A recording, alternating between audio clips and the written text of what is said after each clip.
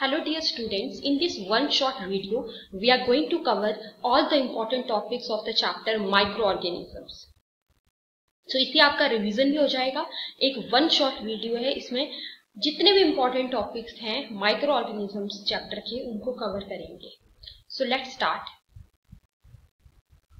Microorganisms are very small organisms. देखिए micro word का मतलब ही क्या होता है, स्मॉल, यानी कि माइक्रो ऑर्गेनिजम्स क्या होते हैं, ये बहुत ज्यादा छोटे ऑर्गेनिजम्स होते हैं which can not be seen with the unaided eye, यानी कि हम जो है वो नेक्ड आई के साथ जो है इनको नहीं देख सकते हैं, इनको माइक्रोस्कोप के द्वारा ही जो है देखा जा सकता है। इतने छोटे ऑर्गेनिजम्स होते हैं हमारे पास micro organisms, because micro word का मतलब ही स्मॉल होता है। They cannot be seen with the naked eye. They can only be seen with a microscope. सिर्फ माइक्रोस्कोप के द्वारा ही इनको देखा जा सकता है। नेक्स्ट इज माइक्रो ऑर्गेनिजम्स जो है वो यूनिसेलुलर भी हो सकते हैं या फिर ये मल्टी सेलुलर भी हो सकते हैं। यूनि का मतलब होता है सिंगल, मतलब सिंगल सेल्ड भी हो सकते हैं। मल्टी का मतलब होता है मैनी, मतलब या फिर इनके पास एक से ज्यादा सेल्स भी हो सकते हैं, तो इनको मल्टी सेलुलर बोल देंगे। माइक्रो ऑर्गेनिजम्स में एग्जिस्ट अलोन, मतलब अकेले भी एग्जिस्ट कर सकते हैं या फिर कॉलोनीज यानी कि ग्रुप में भी ये एग्जिस्ट कर सकते हैं। For example, you mightly observed that during the rainy season moist bread gets spoiled and its surface gets covered with a greenish white patches।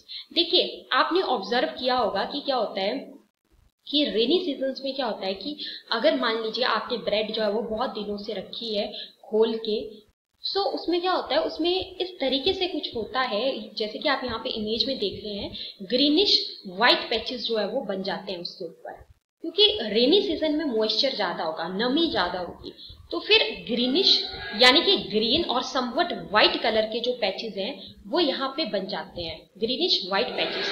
ये एक्चुअल में क्या है, ये एक्चुअल में एक तरीके से यहाँ पे माइक्रोब्स ही हैं या फिर हम बोल सकते हैं कि माइक्रो ऑर्गेनिजम्स हैं जिनकी ग्रोथ जो है वो ब्रेड के ऊपर हुई, जिसकी वजह से जो ब्रेड है वो यहाँ पे स्पॉइल्ड हो गई। It get spoiled here due to this green white colored patch formation and it is actually microbial growth here. So now moving to the next one, that is types of microorganisms. There are four main types of microorganisms. चार जो है main प्रकार के microorganisms होते हैं। They are bacteria, fungi, algae and protozoans. ये जो है चार टाइप के माइक्रो ऑर्गेनिजम्स होते हैं। सबसे पहले बात करते हैं बैक्टीरिया की। बैक्टीरिया में अब एग्जांपल्स क्या क्या आ जाते हैं, जैसे कि लैक्टोबैसिलस बैक्टीरिया है, इकोलाई बैक्टीरिया है। एल्गी की अगर हम बात करें so algae is again micro organism. Algae में क्या क्या एग्जांपल है, जैसे कि क्लेमाइडोमोनास एल्गी है, स्पाइरोगायरा एक एल्गी है। फंजाई की अगर हम बात करें सो ब्रेड मोल्ड फंजाई है, your penicillium that is also a fungi, your aspergillus that is also a fungi. Protozoans की बात करें, amoeba, paramecium, these are protozoans.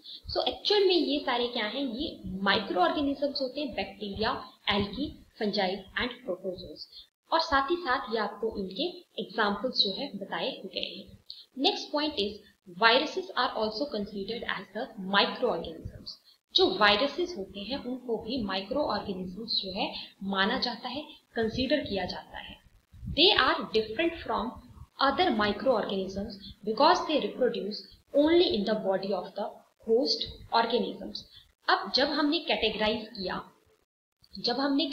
किया माइक्रो ऑर्गेनिजम्स को, तो हम वहां पे ये क्यों नहीं बोल रहे हैं कि हमारे पास चार टाइप के माइक्रो ऑर्गेनिजम्स होते हैं। Why we are saying specifically that we have four types? Viruses को माना जाता है माइक्रो ऑर्गेनिजम्स, लेकिन इनको हम इन टाइप्स में इंक्लूड इसीलिए नहीं कर रहे हैं क्योंकि ये अदर माइक्रो ऑर्गेनिजम्स होते हैं उनसे काफी अलग होते हैं, उनसे काफी डिफरेंट होते हैं।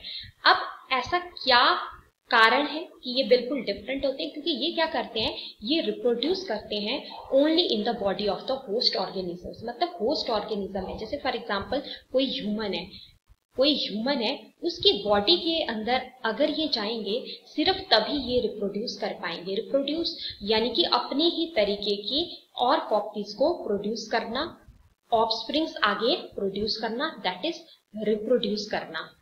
ऑफस्प्रिंग्स यानी कि अपने ही तरीके की आगे और कॉपीज प्रोड्यूस ये कर पाते हैं सिर्फ जब ये होस्ट के अंदर जाते हैं। जैसे फॉर एग्जाम्पल किसी ह्यूमन की बॉडी के अंदर अगर वायरस गए हैं तो वहां पे ह्यूमन की बॉडी जो है वो होस्ट ऑर्गेनिज्म कहलाएगा। So they reproduce only in the body of the host organisms like bacteria. अब वो जो होस्ट ऑर्गेनिज्म है वो क्या हो सकता है? That can be bacteria, that can be plant or that can be animal.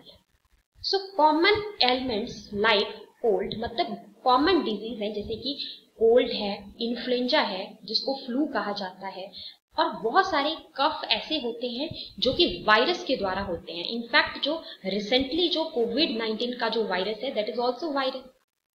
सो बहुत सारी डिजीज ऐसी होती है जो कि वायरस के द्वारा कॉज होती है।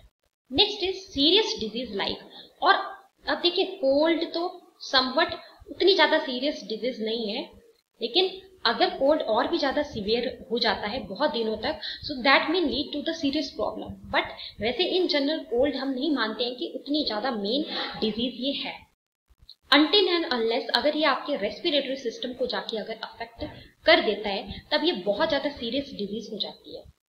सो बहुत सारी सीरियस डिजीज है जैसे कि पोलियो की अगर हम बात करें, इन द सेम वे अगर हम चिकन पॉक्स की बात करें, सो ये क्या है? ये भी वायरस के द्वारा ही कॉज होने वाली डिजीज है। यानी कि अगर आपसे कोई पूछे कि polio is cause by, options दे देंगे bacteria, virus, fungi. So you should remember that it is cause by virus. Trick क्या है इसको याद रखने के लिए? It's trick is PV.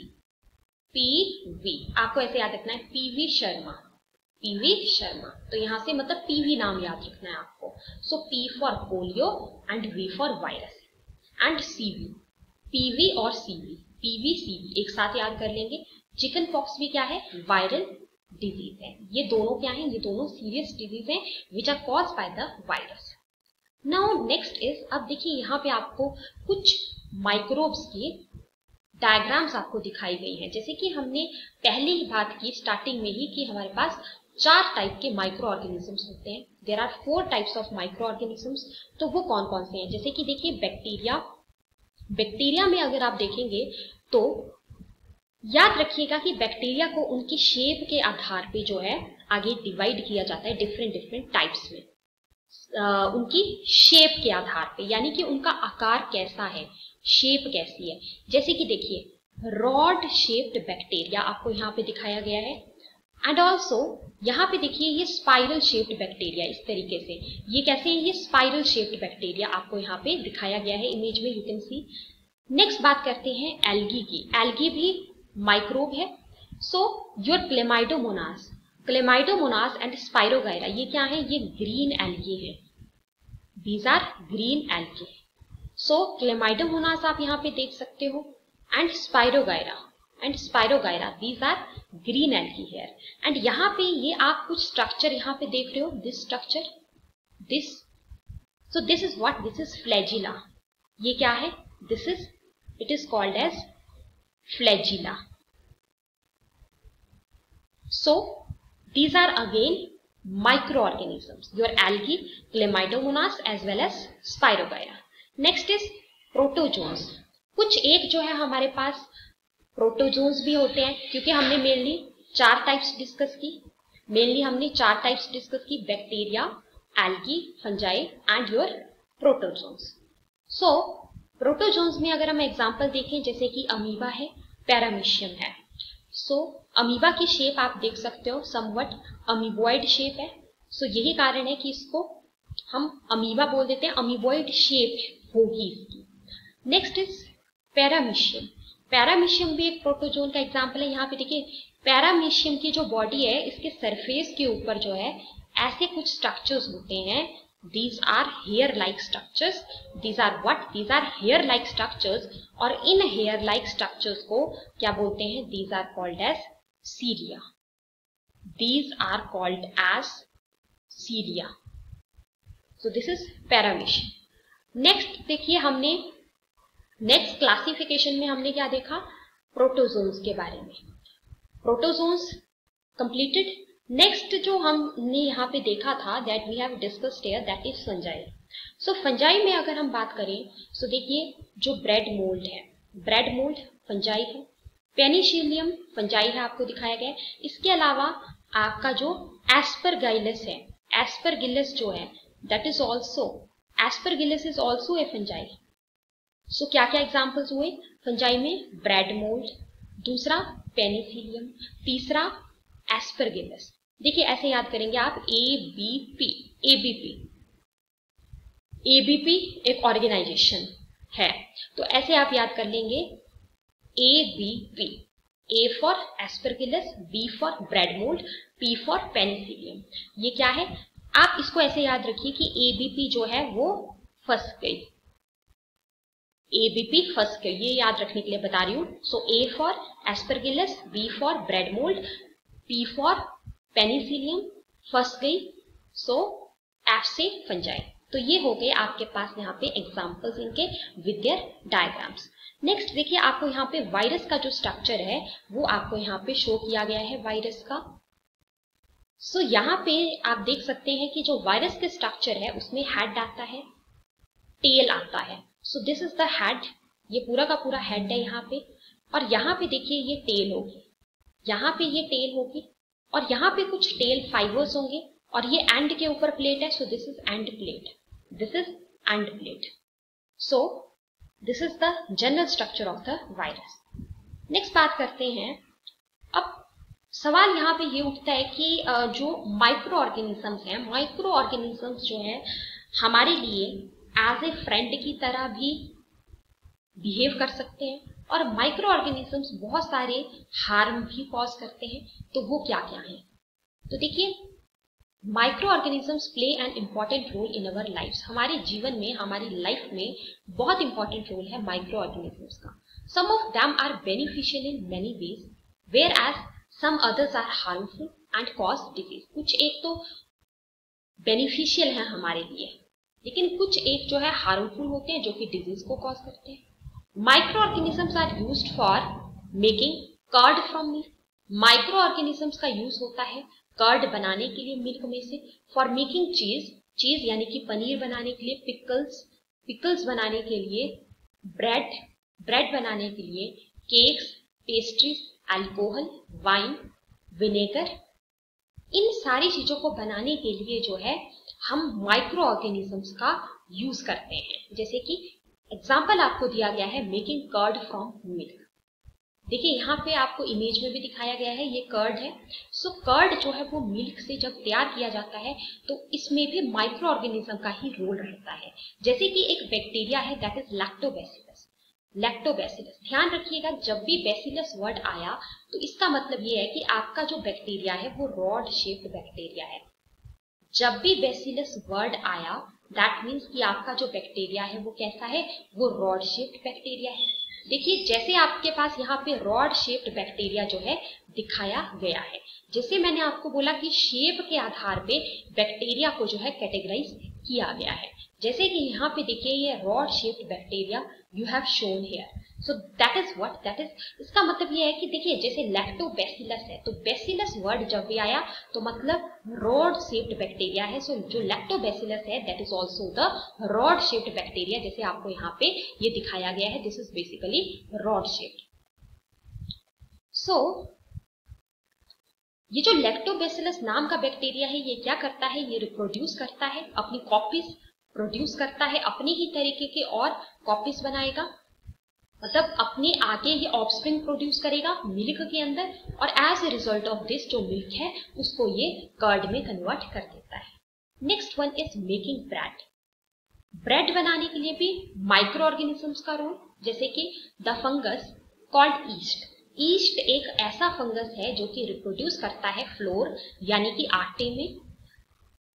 Floor dough and produces carbon dioxide during respiration which makes the dough soft and helps in making bread, cakes, biscuits, pastries etcetera. देखिए अगर आपसे ये क्वेश्चन पूछा जाए कि जो आपके पास जो आपके पास ईस्ट है, ईस्ट क्या है? ईस्ट आप बोलोगे कि ये एक फंगस है। ईस्ट का रोल किस चीज में है? ब्रेड बनाने के लिए रोल है। ये क्या करता है? जो फ्लोर है उसको सॉफ्टन कर देता है। और क्वेश्चन ये भी आता है कि ये कौन सी गैस रिलीज करता है उस टाइम? तो कार्बन डाइऑक्साइड गैस को रिलीज करेगा ड्यूरिंग रेस्पिरेशन।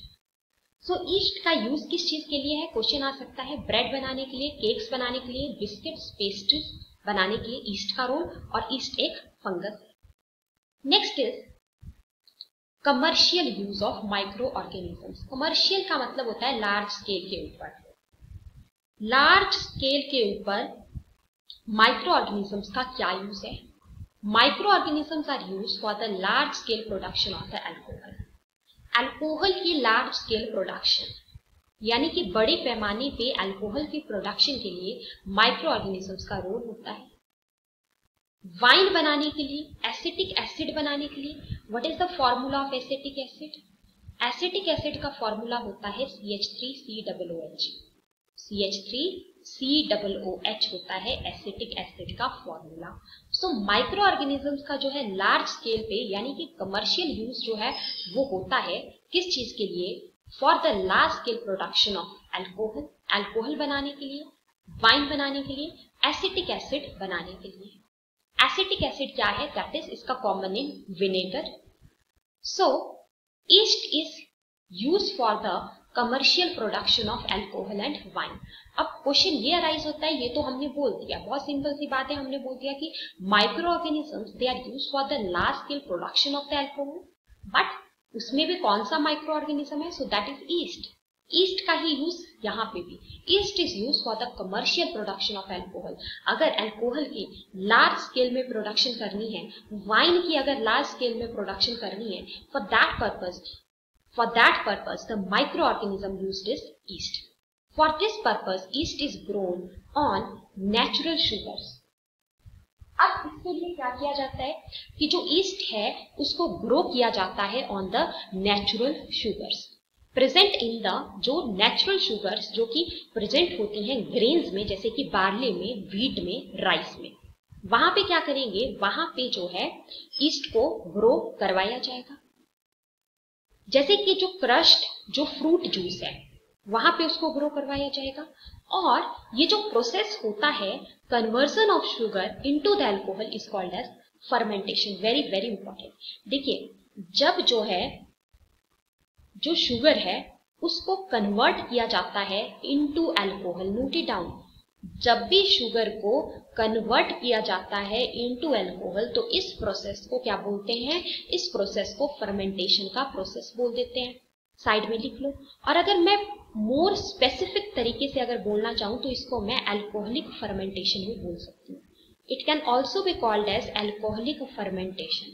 अब देखिए, अल्कोहलिक फर्मेंटेशन क्यों? सिंपल सी बात यह है कि अगर अल्कोहल बन रहा है आपका तो आप बोलोगे अल्कोहलिक फर्मेंटेशन। जैसे, क्योंकि इसमें क्या हो रहा है कि जो शुगर्स हैं उनको जो है कन्वर्ट किया जाता है into the alcohol, into alcohol. और ये जो काम होता है ये ऑक्सीजन की एब्सेंस में होगा, ऑक्सीजन यहाँ पे नहीं होगी। सो ऑक्सीजन अगर यहाँ पे नहीं है तब आप बोल दोगे कि ये एनएरोबिक टाइप है। क्योंकि देखिए, एक प्रोसेसेस होते हैं हमारे पास एरोबिक। एरोबिक प्रोसेसेस कौन से होते हैं? जो कि ऑक्सीजन की प्रेजेंस में होंगे, और जो ऑक्सीजन की एब्सेंस में होते हैं उन प्रोसेसेस को हम एनएरोबिक बोल देते हैं। जैसे कि अल्कोहलिक फर्मेंटेशन जो है, शुगर का चेंज हो जाना, कन्वर्ट हो जाना अल्कोहल में, that is alcoholic fermentation here. So अगर मेरे को डिफाइन करना है फर्मेंटेशन को तो मैं ऐसे डिफाइन कर सकती हूँ, that the process of conversion of sugar into alcohol is known as fermentation. अब देखिए क्या है आगे, जो लुईस पाश्चर नाम के जो साइंटिस्ट थे, क्वेश्चन आता है वेरी वेरी इंपॉर्टेंट क्वेश्चन आ सकता है, name the scientist who discovered the fermentation. So कौन से साइंटिस्ट थे जिन्होंने फर्मेंटेशन को डिस्कवर किया? सो लुईस पाश्चर नाम के साइंटिस्ट ने फर्मेंटेशन को डिस्कवर किया था। और ईयर भी कई बार पूछी जाती है। सो 1857 में, 1857 में, याद कर लीजिए इस बात को, 1857 में जो लुईस पाश्चर नाम के साइंटिस्ट थे उन्होंने फर्मेंटेशन को डिस्कवर किया। 1 मार्क के लिए इंपॉर्टेंट क्वेश्चन ये आपका तैयार हो गया। नेक्स्ट आता है हमारे पास medicinal use of micro organisms. Medicinal use क्या है माइक्रो ऑर्गेनिजम्स का? सो whenever you fall ill, the doctor may give you some antibiotic tablets, capsules or injections such as of penicillin. देखिए, जब भी हम बीमार पड़ते हैं, हम डॉक्टर के पास जाते हैं, सो जो डॉक्टर है वो हमें क्या देते हैं, वो हमें जो है कुछ एंटीबायोटिक्स देते हैं, एंटीबायोटिक टैबलेट्स वो हमें देते हैं, या वो हमें कैप्सूल्स देते हैं, या वो हमें इंजेक्शंस देते हैं जैसे कि पेनिसिलिन का। सो जब भी हम बीमार पड़ते हैं, when we go to the doctor as a patient, then the doctor always give us कुछ वो एंटीबायोटिक टैबलेट्स दे देंगे, कुछ वो कैप्सूल्स दे देंगे, या वो इंजेक्शंस दे देंगे, जैसे कि पेनिसिलिन एक एंटीबायोटिक है। सो अब यहाँ पे क्वेश्चन ये अराइज होता है कि जो वो मेडिसिन दे रहे हैं वो मेडिसिन है क्या, उनका सोर्स क्या है, आखिरकार वो मेडिसिन बनाई कैसे गई? क्या ये क्वेश्चन हमारे माइंड में आ सकता है? Yes, this question can come in our mind that जो सोर्स है मेडिसिन का, उन मेडिसिन का जो सोर्स है वो क्या है? तो उसका जो सोर्स होता है that is micro organisms. Micro organisms ही जो है उन मेडिसिन का सोर्स है, और इन मेडिसिन को जो है एंटीबायोटिक्स कहा जाता है। These medicine are called antibiotics. Antibiotics जो है वो मेनली बैक्टीरिया के ऊपर एक्ट करती हैं।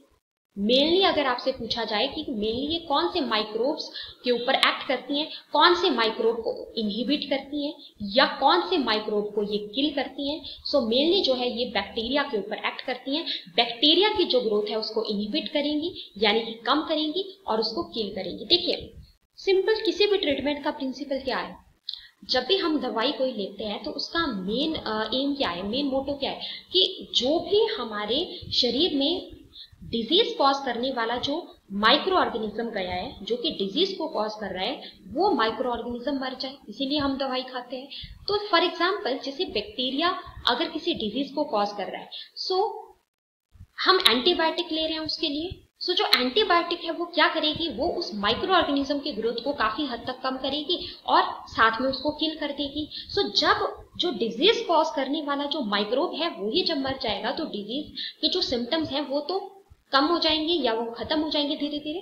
सो इसीलिए हम यहाँ पे एंटीबायोटिक्स का यूज कर सकते हैं।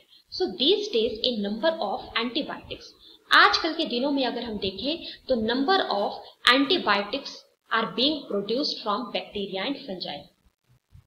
आजकल के डेट में अगर हम देखें तो लार्ज नंबर में जो हमारे पास एंटीबायोटिक्स हैं उनको प्रोड्यूस किया जाता है बैक्टीरिया से एज वेल एज फंजाई से। सो जो एंटीबायोटिक्स हैं, एंटीबायोटिक्स जो है प्रिपेयर की जाती हैं बैक्टीरिया से या फंजाई से, मतलब प्रोड्यूस किया जा सकता है एंटीबायोटिक्स को। अब एंटीबायोटिक्स आई कहाँ से? तो सोर्स अगेन वही हमने बात की, माइक्रो ऑर्गेनिज्म ही इनका सोर्स हो गया।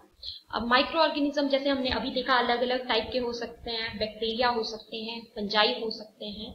सो these are basically the source of these antibiotics. So antibiotics के एग्जांपल्स क्या क्या हैं? जैसे कुछ मेडिसिन हैं जो कि डॉक्टर्स जनरली प्रेस्क्राइब करते हैं ट्रीटमेंट के लिए, जैसे कि स्ट्रेप्टोमाइसिन, टेट्रासाइक्लिन, इरिथ्रोमाइसिन।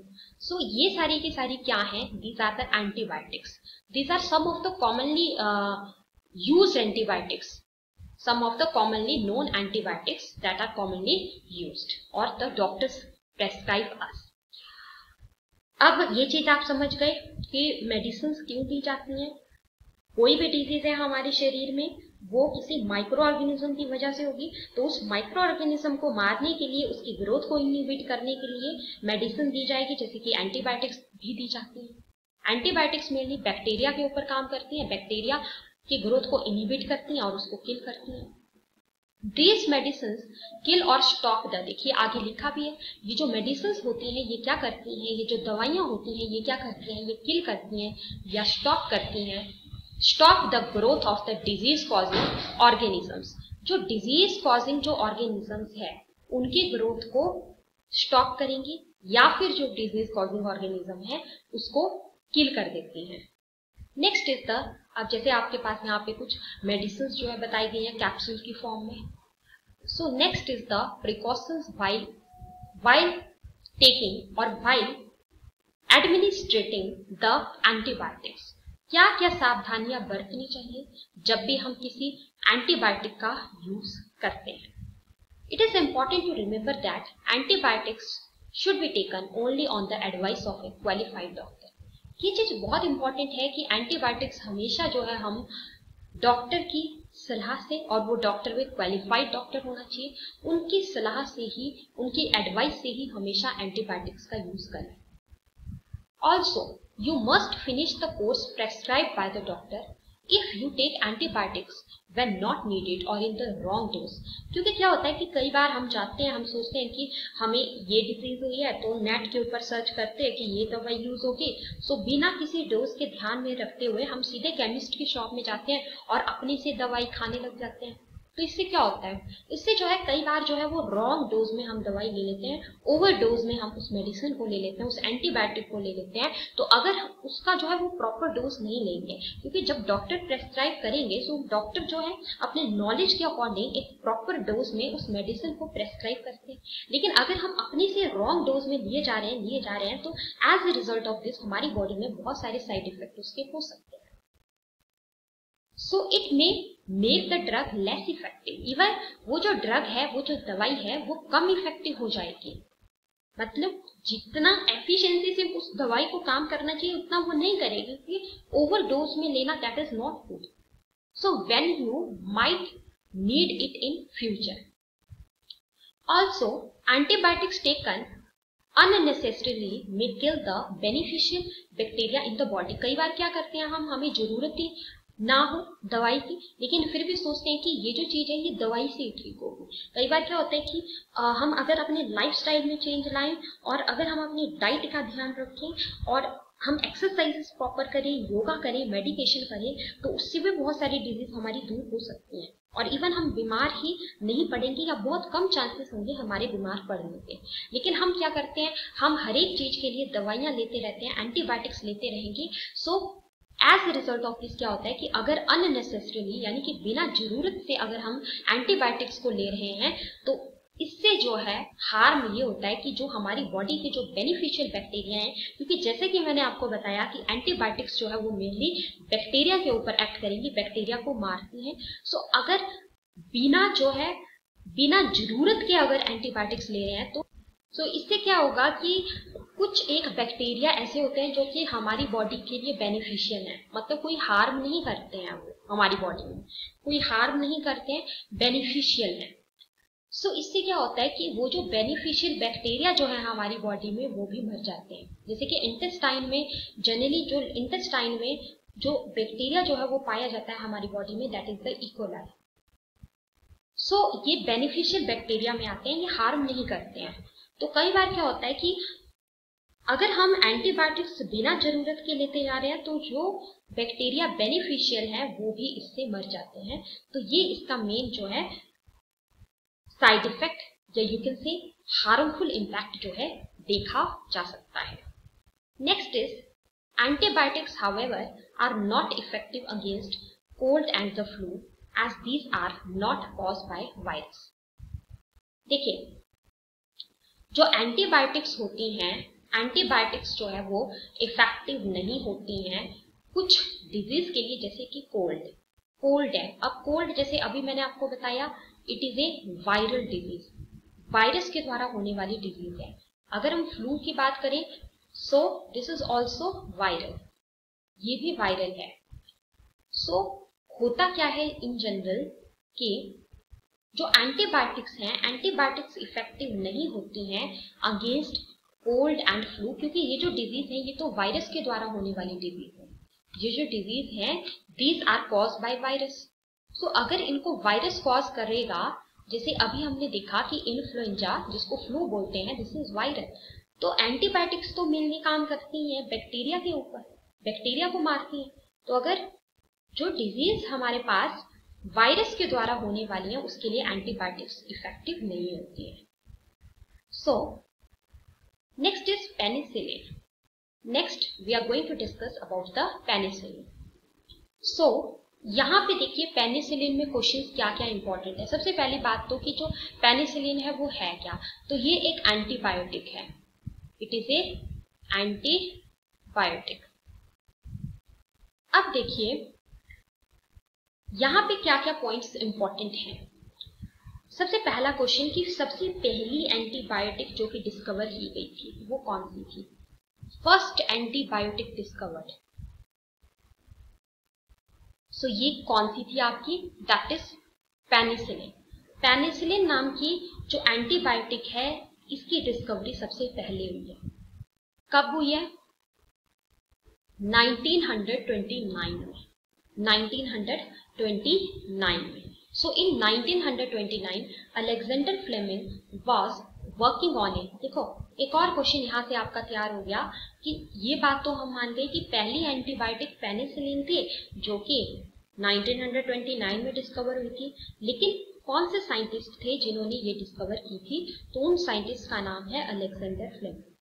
देखिए आपको यहाँ पे उनकी इमेज भी दिखाई गई है, फोटो दिखाई गई है अलेक्जेंडर फ्लेमिंग साइंटिस्ट की। इन्होंने जो है पेनिसिलिन को डिस्कवर किया था।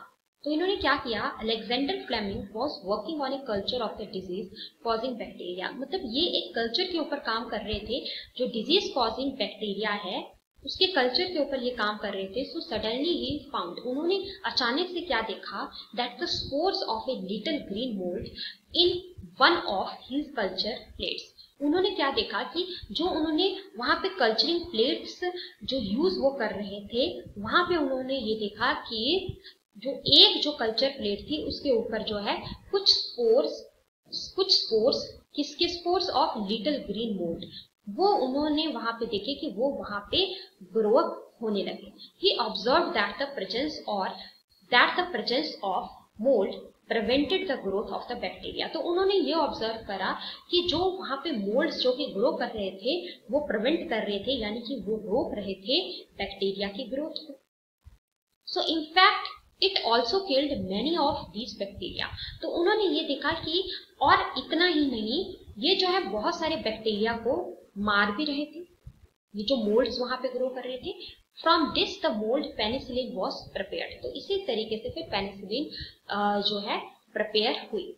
From this the mould penicillin was prepared, मतलब फिर ये जो मोल्ड्स थे इन्हीं से फिर जो पेनिसिलिन है उसको प्रिपेयर किया गया।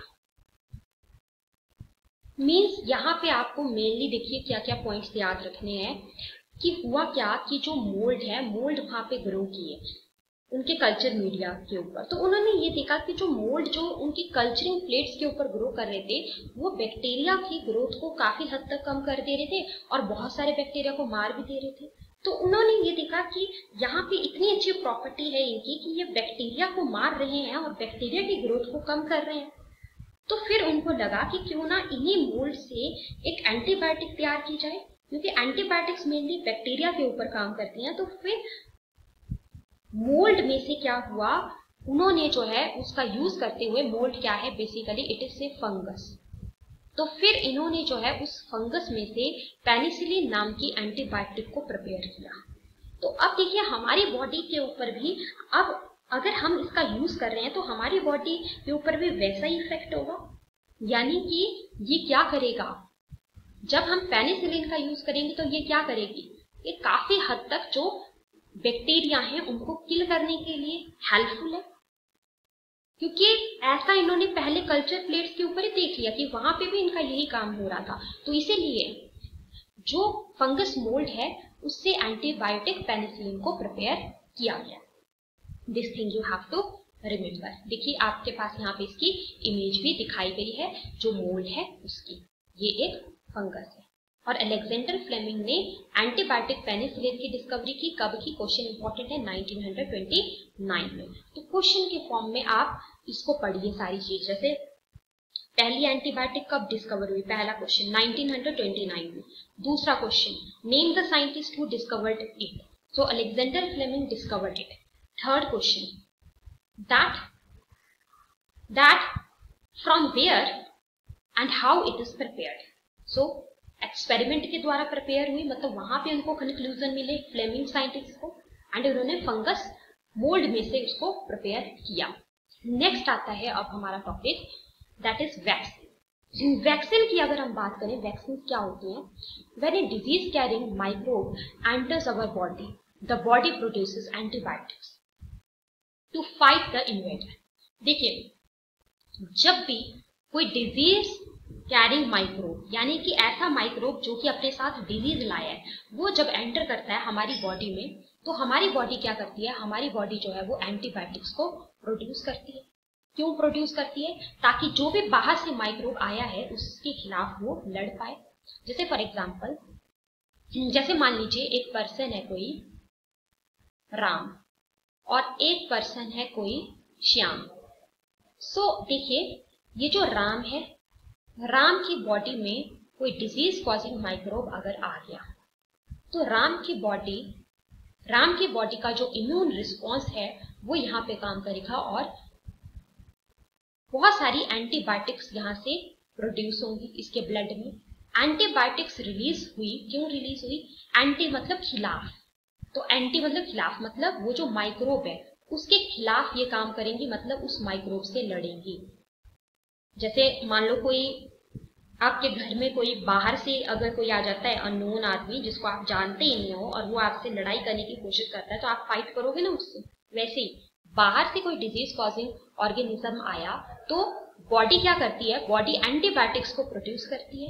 क्यों प्रोड्यूस करती है? To fight against that invader, यानी कि जो डिजीज कॉजिंग ऑर्गेनिज्म आया उससे फाइट करने के लिए। So the body also remembers how to fight the microbe if it enters again. अब देखिए, हमारी बॉडी जो है ये याद भी रखती है कि उस माइक्रोब से कैसे फाइट करना है अगर वैसा ही माइक्रोब फिर से हमारी बॉडी के अंदर आ जाए। सो इसीलिए इफ डेड और weakened microbes are introduce in a healthy body, तो इसीलिए क्या है कि अगर डेड या फिर वीकेंड माइक्रोब, मतलब मरे हुए माइक्रोब, और जो वीकेंड है मतलब जो अपना इफेक्ट शो नहीं कर सकते हैं, ऐसे माइक्रोब को अगर हेल्दी बॉडी के अंदर इंट्रोड्यूस कर दिया जाए, तो जो बॉडी है, the body fights and kills them by producing. तो बॉडी क्या करेगी, बॉडी उसके खिलाफ काम करेगी, बॉडी फाइट करेगी उनके अगेंस्ट और उनको मार डालेगी सुटेबल एंटीबायोटिक्स को प्रोड्यूस करके। The antibiotics remain in the body and we are protected from the disease causing microbes. तो इस तरीके से क्या होगा कि जो एंटीबायोटिक्स हैं वो हमारी बॉडी में रहेंगे और हमें उस डिजीज कॉजिंग माइक्रोब से प्रोटेक्शन मिलेगी।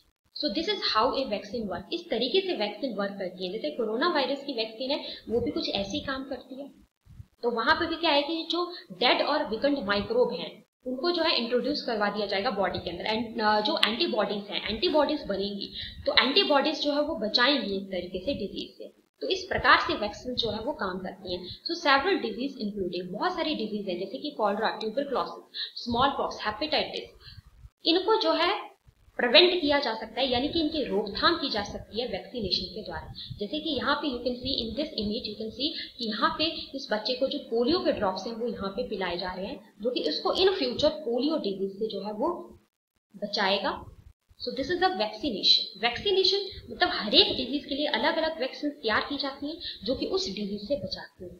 जैसे कि children are given injections to protect themselves against several disease. बच्चों को क्या करते हैं, इंजेक्शंस देते हैं, इंजेक्शंस के फॉर्म में जो अलग अलग जो वैक्सीन हैं वो दी जाती हैं, जो कि क्या करती हैं, जो कि उनको बचाती हैं बहुत सारी डिजीज से।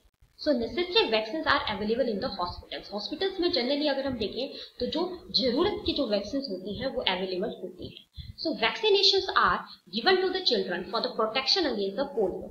मतलब पोलियो नाम की जो डिजीज है उससे बचाव के लिए जो वैक्सीन हैं वो दी जाती हैं। जैसे कि ओरली पोलियो की जो ड्रॉप्स हैं वो 2 बूंद दी जाती है ओरली बच्चों में। ओरली ऐसे डायरेक्ट जो है वो माउथ के थ्रू दी जाएंगी 2 ड्रॉप्स, जैसे बोलते हैं ना 2 बूंद जिंदगी की।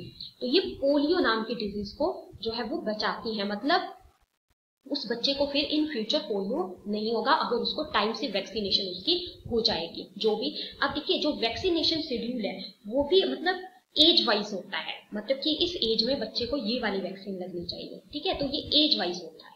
सो जो पोलियो की जो वैक्सीन है वो आती है एक प्रोग्राम के अंदर, that is pulse polio program. Polio drops given to the children are actually a vaccine. तो ये वैक्सीन ही है, इसको ओरल वैक्सीनेशन बोल देते हैं।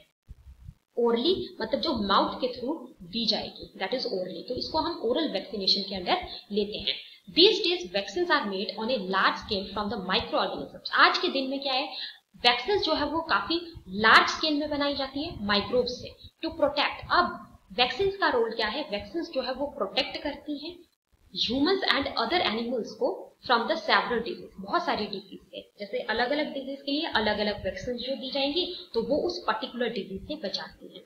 I hope this is clear. Now moving to the next important topic, that is increasing soil fertility. Some bacteria and the blue-green algae are able to fix nitrogen from the atmosphere to enrich soil with the nitrogen and increase its fertility।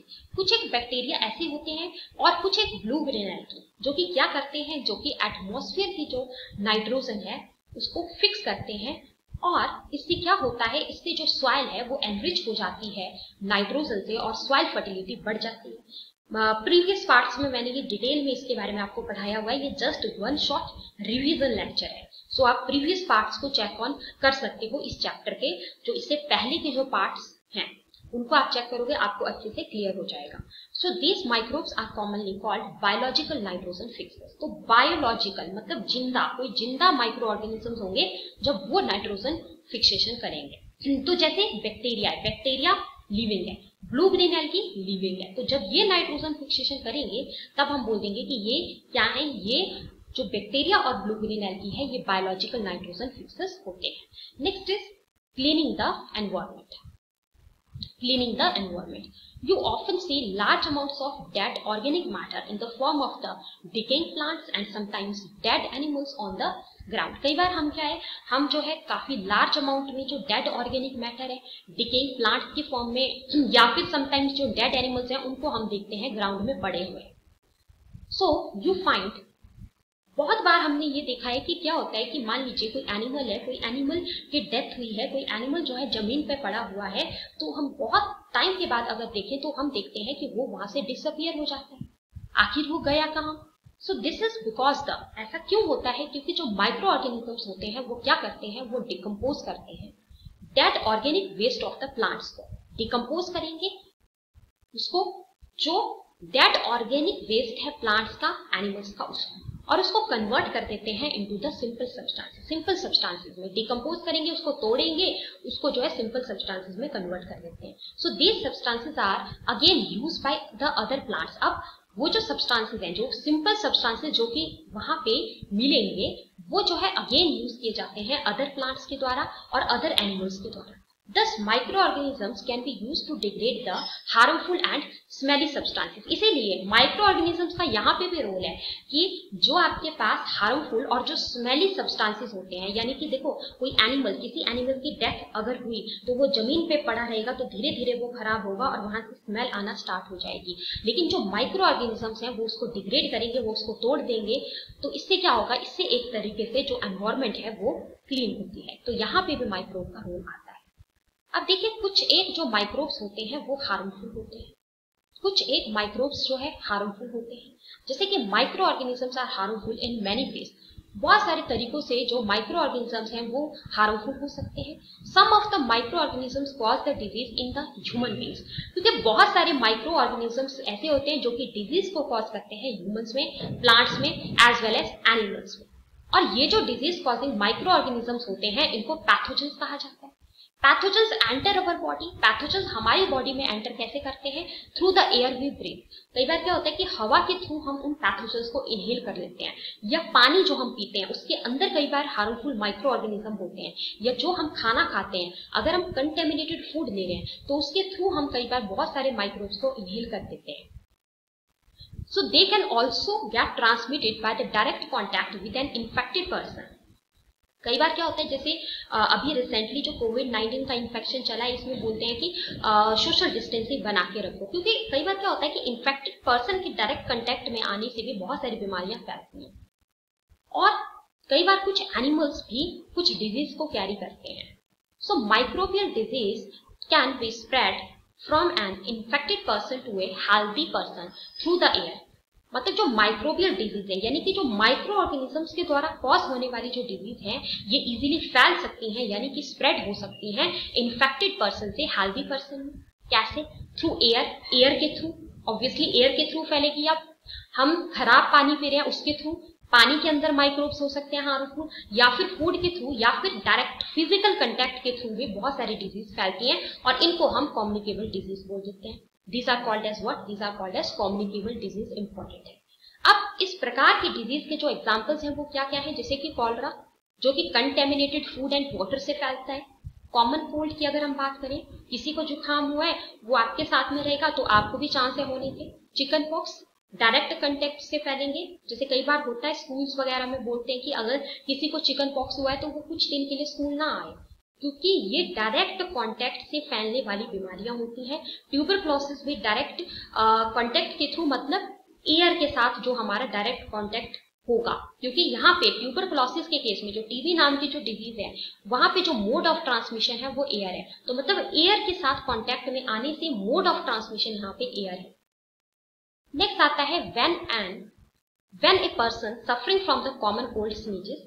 अगर मान लीजिए किसी व्यक्ति को common cold हुआ है, वो आपके सामने स्नीज कर रहा है यानी कि छींक रहा है, तो क्या होगा कि जो फाइन ड्रॉपलेट्स जो निकलेंगे of the moisture carrying thousands of the viruses are spread in the air. देखिए होता क्या है कि मान लीजिए किसी को कोल्ड हुआ है और वो आपके सामने स्नीजिंग कर रहा है, छींक रहा है, तो क्या होगा, जो ड्रॉपलेट्स निकलेंगे उसके माउथ से, उसके अंदर क्या होते हैं, उसके अंदर वायरसेस होते हैं। और वो वायरस ऐसे नहीं होता कि एक वायरस है, दो वायरस है, हजारों की संख्या में वायरस होते हैं, ठीक है। और जैसे ही उसने छींका वैसे ही जो माइक्रोब्स है वो पूरी हवा में फैल जाएंगे, पूरी हवा में स्प्रेड कर जाएंगे, क्योंकि वायरस हमेशा क्या करते हैं, अपनी कॉपीज को प्रोड्यूस करते हैं।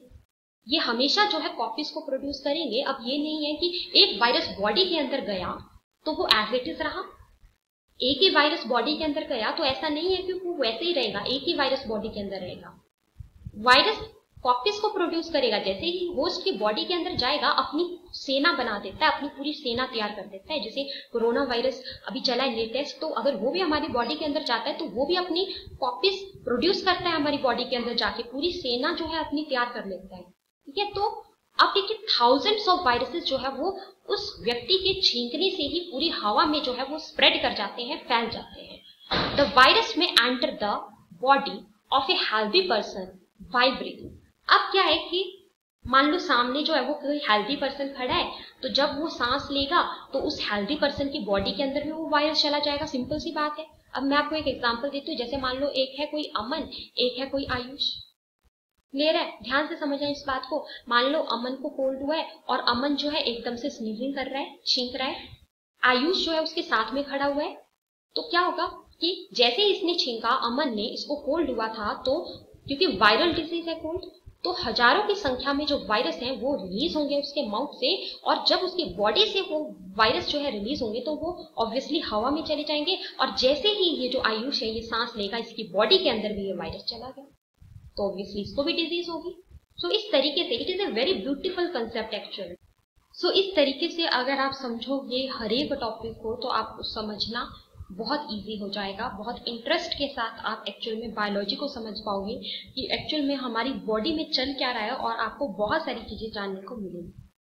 सो now moving to the next topic that we are going to discuss here, that is about the harmful micro organisms.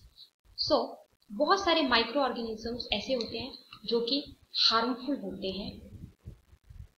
So there are some insects and animals which act as the carriers of the disease causing micro organisms.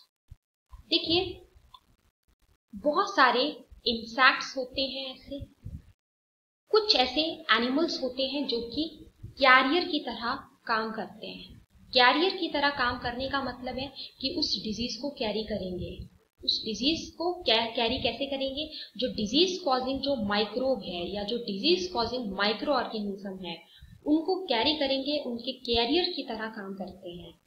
बहुत सारे ऐसे insects हैं and ऐसे animals हैं which act as a carrier of the, किस चीज के career, जो डिजीज कॉजिंग माइक्रोब्स हैं, मतलब जो डिजीज को कॉज कर सकते हैं, ऐसे माइक्रोब्स को, ऐसे माइक्रो ऑर्गेनिजम्स को कैरी करते हैं। जैसे कि हाउस फ्लाई की अगर मैं बात करूं, सो हाउस फ्लाई भी एक उसी प्रकार का कैरियर है। House fly is one such carrier. The fly sit on the garbage and animal excreta. देखो आपने बहुत बार देखा होगा कि जो गार्बेज रहता है उसके ऊपर कहीं पे कोई गंदगी है या एनिमल एक्सक्रेटा है, एनिमल का जो एक्सक्रेटरी मटेरियल है उसके ऊपर जो फ्लाइज हैं वो बैठती हैं और जो पैथोजन है। अब क्या होगा कि जो डिजीज कॉजिंग जो पैथोजन है, मतलब जो डिजीज कॉजिंग माइक्रो ऑर्गेनिज्म है दैट इज पैथोजन, वो स्टिक कर जाएगा, मतलब वो चिपक जाएगा उस फ्लाई की बॉडी के साथ। अब क्या होगा कि वो जो फ्लाइज हैं जब वो हमारे शरीर के ऊपर बैठेंगी तो माइक्रोब को कैरी करके लाएंगी। तो क्या है कि when these flies seat on the uncovered food, या तो वो अनकवर्ड फूड के ऊपर जब बैठेंगी तो उस पैथोजन को ट्रांसफर कर देंगी, या तो अगर वो हमारी बॉडी के ऊपर ही अगर बैठेंगी तो तब भी पैथोजन को ट्रांसमिट करेंगी, या फिर कोई भी उस खाने को खाएगा जिसके ऊपर वो फ्लाई बैठी हो, तो क्योंकि वो फूड तो कंटेमिनेट हो चुका है, उसके अंदर तो पैथोजन आ चुका है, तो क्या होगा कि उस खाने के साथ वो पैथोजन चिपक गया और जैसे ही हम उस खाने को खाएंगे तो हमें बीमारी हो सकती है। जैसे मॉस्किटो है, मॉस्किटो भी इसी तरीके का कैरियर है। जैसे examples of the carriers are the female anopheles mosquito जो कि मलेरिया नाम की डिजीज को कैरी करती है, फीमेल एडिस मॉस्किटो जो कि डेंगू वायरस की कैरियर है। So all the mosquitoes breed in the water, hence one should not let water collect anywhere। जितने में मॉस्किटो हैं वो जो ब्रीडिंग करेंगे, वो जो रिप्रोड्यूस करेंगे तो वो पानी के अंदर रिप्रोड्यूस करते हैं, इसीलिए हमेशा क्या करना चाहिए, hence one should not let water collect anywhere। इसीलिए हमें कभी भी कहीं पे ऐसी भी जगह नहीं छोड़नी चाहिए जहां पे पानी जो है कलेक्ट हो, पानी इकट्ठा हो। In coolers, tyres, flower pot etcetera, क्योंकि यहाँ पे जो माइक्रोब है वो ये जो मॉस्किटो है, मॉस्किटो एक तरीके से यहाँ पे ब्रीड करेंगे, रिप्रोड्यूस करेंगे। So by keeping the surrounding clean and dry we can prevent mosquitoes from breeding. अगर हम अपनी सराउंडिंग्स को, अपनी एनवायरमेंट को बिल्कुल साफ रखेंगे, बिल्कुल साफ सुथरा और ड्राई रखेंगे, तो इससे क्या होगा, इससे जो माइक्रोब्स हैं, माइक्रोब्स इससे जो है ब्रीड नहीं कर पाएंगे। इससे जो मॉस्किटो हैं, इनफैक्ट जो मॉस्किटो हैं जो कि कैरियर हैं, ये यहाँ पे जो है ब्रीड नहीं कर पाएंगे, अपनी कॉपीज को प्रोड्यूस नहीं करेंगे फिर, तो इससे जो डिजीज है वो कैरी नहीं होगी। जैसे आप यहाँ पे देखेंगे ये मॉस्किटो है, ये कैरियर की तरह एक्ट करेगी, या फिर एडिस मॉस्किटो ये भी कैरियर की तरह एक्ट करेगी, मतलब डिजीज को फैलाने का काम करते हैं ये। जैसे डेंगू वायरस है, डेंगू वायरस की कैरियर आपकी एडिस मॉस्किटो है, तो ये कैरियर है, मतलब ये इस डिजीज को फैलाएगी। जैसे आपके पास फीमेल एनोफिलस मॉस्किटो है तो वो मलेरिया नाम की डिजीज को फैलाएगी। तो इसीलिए ये बोला गया है कि जो मॉस्किटोज हैं जैसे वो ब्रीड करते हैं, वो अपनी कॉपीज को प्रोड्यूस करते हैं, रिप्रोड्यूस करते हैं पानी के अंदर।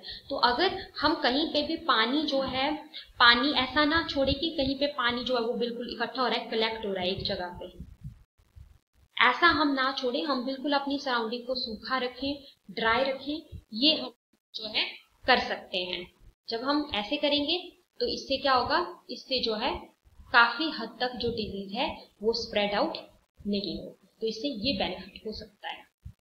सो we should keep our surroundings clean, बिल्कुल क्लीन हमें रहना चाहिए, अपनी बॉडी को भी बिल्कुल क्लीन रखना चाहिए ताकि हमें जो है कोई भी डिजीज ना हो। सो अब आपके पास ये एक टेबल दिया गया है, वैसे जो रेगुलर जो सेशंस इसके थे आपके, ठीक है, ये तो वन शॉट लेक्चर है as I have told you, तो उसमें मैंने ये सारी चीजें ट्रिक भी इसकी बताई हुई है, तो वहां से भी आप इसको कर सकते हो, अदरवाइज मैं यहाँ पे आपको रिवाइज भी करवा देती हूँ उसमें। सो ट्यूबरक्लोसिस जो है इसका पॉजिटिव ऑर्गेनिज्म बैक्टीरिया है, एयर के थ्रू जो है ये ट्रांसमिट होती है डिजीज। मीजल्स नाम की डिजीज वायरस एयर के थ्रू ये भी स्प्रेड होगी। चिकन पॉक्स वायरस है इसका कॉजल ऑर्गेनिज्म, एयर या फिर कॉन्टैक्ट के थ्रू। पोलियो नाम की डिजीज, पोलियो ये एयर के थ्रू या फिर वाटर के थ्रू स्प्रेड होगी। कॉलरा नाम की डिजीज बैक्टीरिया कॉज करता है, ये कंटेमिनेटेड फूड एंड वाटर के थ्रू स्प्रेड होगी। टाइफाइड नाम की डिजीज जो है वो बैक्टीरिया कॉज करेगा, ये वाटर के थ्रू, कंटेमिनेटेड वाटर के थ्रू स्प्रेड होगी। फिर बात करते हैं हेपेटाइटिस ए, वायरल है, वाटर के through. Next malaria protozoan cause करता है, ये मॉस्किटो के थ्रू ट्रांसमिट होती है। सो अब देखिए ये जो आपके पास यहाँ पे बताया गया है ना, ये आपके पास प्रिवेंटिव मेजर्स इसके बताए गए हैं, मतलब कैसे जो है आप इन डिजीज से जो है वो बच सकते हो। जैसे फॉर एग्जांपल वैक्सीनेशन एज के हिसाब से, जो भी जिस एज पे जो भी वैक्सीन लगनी चाहिए वो वैक्सीन लगवाएं, तो इससे बीमारी नहीं होगी। या फिर अगर कोई disease contaminated food and water के थ्रू फैल रही है तो वहां पे पर्सनल हाइजीन जो है वो मेंटेन कर सकते हैं। और पानी को अगर बॉयल करके पिएंगे तो इससे भी बहुत सारे जो हार्मफुल माइक्रोब्स हैं वो मर जाते हैं। या फिर खाने को प्रॉपरली पका के अगर खाएंगे तो इससे भी क्या है, इससे भी बहुत सारे जो माइक्रोब्स हैं वो मर जाते हैं, तो डिजीज नहीं होगी। वैक्सीनेशन वही बात आ गई। अगर मॉस्किटो जो है, जैसे मलेरिया नाम की डिजीज है, उसको कौन फैलाता है, उसका कैरियर कौन है, उसका कैरियर मॉस्किटो है, तो यहाँ पे क्या कर सकते हैं, मॉस्किटो नेट का यूज कर सकते हैं या फिर इंसेक्टिसाइड्स की स्प्रे कर सकते हैं। और जो इनकी जो ब्रीडिंग है, ताकि ये अपनी संख्या को ना बढ़ाएं, क्योंकि अगर ये ब्रीड करेंगे तो इनकी संख्या बढ़ेगी। जब इनकी संख्या बढ़ेगी तो इससे जो है डिजीज होने के ज्यादा चांस हो जाएंगे, तो इसीलिए इंसेक्टिसाइड्स को स्प्रे कर सकते हैं। और साथ ही साथ जो है ब्रीडिंग ऑफ द मॉस्किटोज को कंट्रोल में ला सकते हैं। इंसेक्टिसाइड्स क्या होते हैं, देखो साइड वर्ड का मतलब होता है टू किल, तो मतलब इंसेक्ट को जो किल करे, that is insecticide. Next is disease causing microbes in animals. Animals में डिजीज कॉजिंग माइक्रोब्स क्या क्या हो सकते हैं। So several micro organisms not only cause disease in humans and the plants.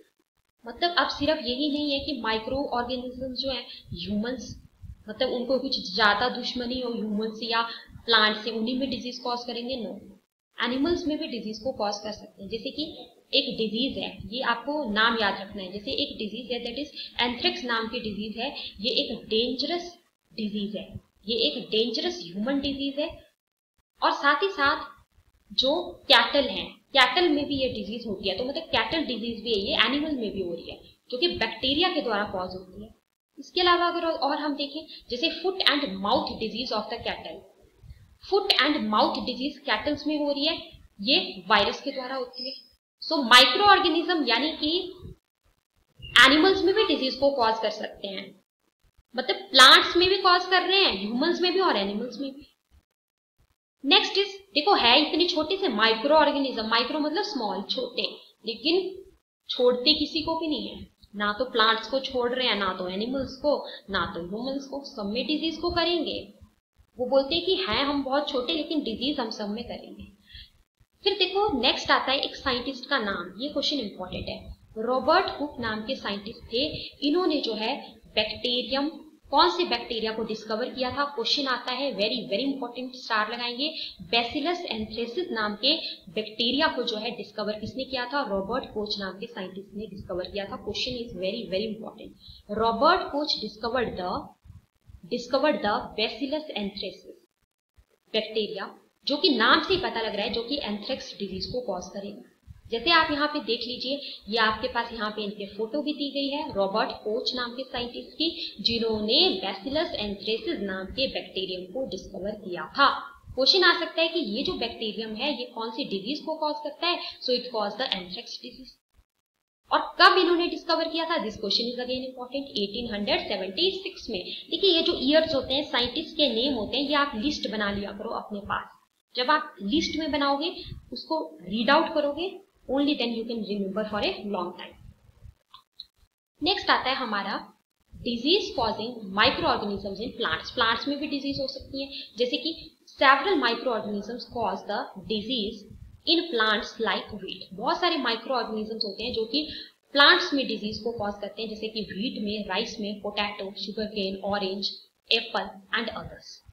The disease reduce the yield of the crops. अगर देखो कोई भी क्रॉप प्लांट है, अगर उसमें कुछ डिजीज हो रही है तो इससे जो यील्ड है उसकी, यानी कि जो उसकी पैदावार है, वो काफी हद तक घट जाती है, काफी हद तक रिड्यूस हो जाती है, काफी हद तक जो उसकी पैदावार है वो रिड्यूस हो जाएगी, यील्ड कम हो जाएगी।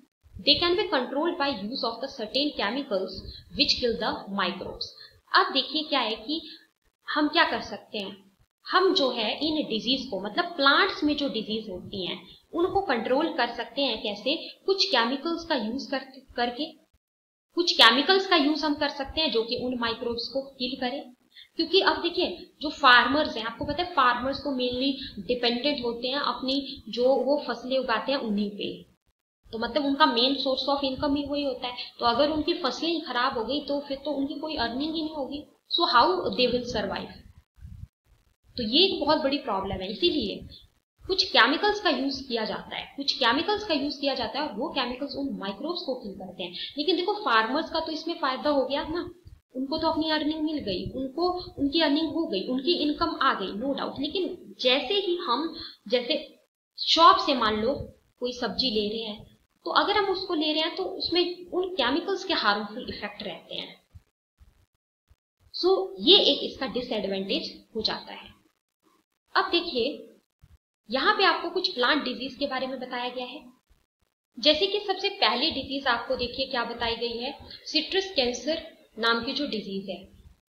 अब कौन सा ऐसा माइक्रो ऑर्गेनिज्म है, ये क्वेश्चन पूछे जाते हैं कि जो कि इस डिजीज को कॉज करता है। So it is cause by bacteria, mode of transmission इसका एयर है।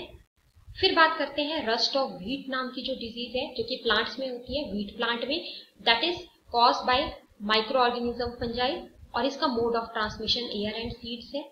फिर बात करते हैं येलो मोसेक या फिर yellow vein mosaic disease of bhindi इसको बोलते हैं, भिंडी का ही नाम ओखरा भी है, और इसको कॉज करने वाला माइक्रो ऑर्गेनिज्म है virus, and mode of transmission है इसके केस में इंसेक्ट। सो यहां से 1 मार्क का कई बार क्वेश्चन बन जाता है। जैसे आपको ये जो डिजीज है प्लांट्स में, इनकी इमेजेस भी आपको यहाँ पे दिखाई गई है। जैसे आप देखिए ये आपके पास टोमेटो है, देखो टोमेटो के ऊपर इस तरीके से जो है वो कुछ हो जा रहा है, तो ये एक्चुअल में डिजीज ही है। सो इस तरीके से माइक्रो ऑर्गेनिजम्स जो है वो बहुत सारी डिजीज प्लांट्स के अंदर कर सकते हैं। सो इस 1 शॉर्ट लेक्चर में हमने जो इम्पोर्टेंट टॉपिक्स हैं इस चैप्टर के उनको कवर अप किया है। सो जितने भी इम्पोर्टेंट टॉपिक्स हैं, साइंटिस्ट के नेम है यहाँ पे, वो आपको अच्छे से प्रिपेयर कर लेने हैं। इसके अलावा अगर आपको डिटेल्ड लेक्चर जो है वो देखने हैं इस चैप्टर के, तो डिटेल्ड लेक्चर भी पार्ट वाइज लेक्चर जो इससे पहले के जो सेशंस मैंने बनाए हैं, you can check them. And also आपको जब भी ये चैप्टर करना है तो एक मैं इसमें आपको एक इम्पॉर्टेंट बात बताना चाहूंगी कि आपको क्या करना है कि जो मेनली जो डिजीज है, मतलब कौन कौन से माइक्रोब किस डिजीज को कॉज कर रहे हैं, वो लिस्ट बना देनी है। प्लांट्स में कौन सी डिजीज हो रही है वो लिस्ट बना देंगे आप, साइंटिस्ट के नेम की लिस्ट बना देंगे, ईयर्स की लिस्ट बना देंगे। इस तरीके से करेंगे, देन आपको समझने में, लर्न करने में बहुत ईजी हो जाएगा। So thank you so much.